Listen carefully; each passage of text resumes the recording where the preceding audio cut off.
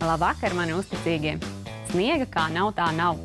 Protams, ja neskaita to balto lietu aiz loga, bet tas nu dienu Ziemassvētku laikā nav ievērības cienīgs.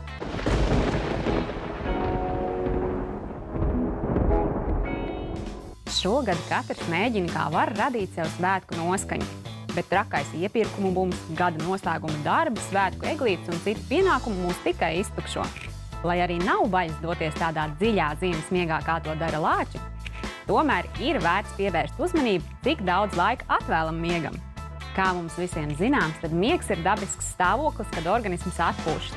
Patiesībā tas ir visefektīvākais veids, kā atpūsties, un par visveselīgāko miegu tiek uzskatīts laiks no 6 līdz 9 stundām. Taču, ja esat nonācis tādā pirmssvētku stresā, ka gulēšanai laika neatliek nemaz, tad padomājiet, vai ir vērts svētku dēļ upurēt savu dzīvību, jo aptuveni pēc 10 negulētām diennaktīm cilvēkam iestājas nāve. Tāpēc labāk atvēliet kaut nedaudz laika miegam.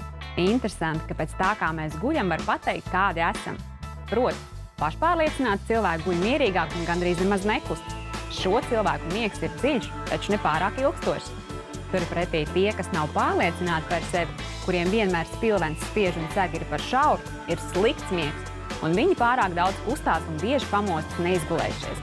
Pēdējos gados zinātnieki konstatējuši, ka vīrieši riskē uz laiku zaudēt prāta spējas, ja guļ vienā gultā ar mīļoto sievieti. Austrālijā tika veikts pētījums, kur 20 partneriem bija 10 naktis jānoguļ vienā gultā, bet pēc tam tikpat daudz laika atsevišķi. Lai arī vīrieši apgalvojuši, ka kopā ar partneri miegs bijis labāks, testa rezultāti uzrādīja, ko gluži pretēji.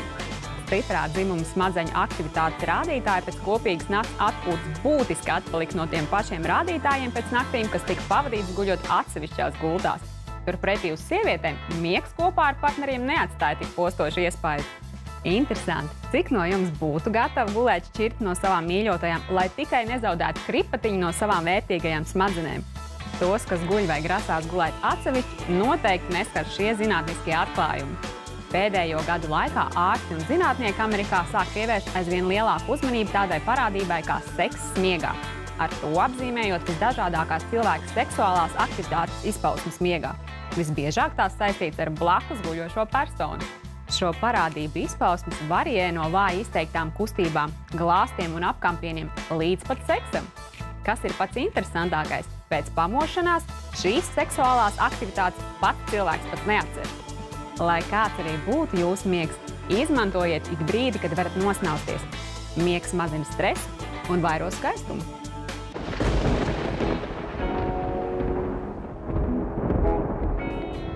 Vai zinājāt, ka lietainās un apmaukušās dienās cilvēki ir īpaši miegaini? Rīt kā par neražu lielākajā valsts teritorijā būs apmācies laiks. Labi, ka vismaz nelīs.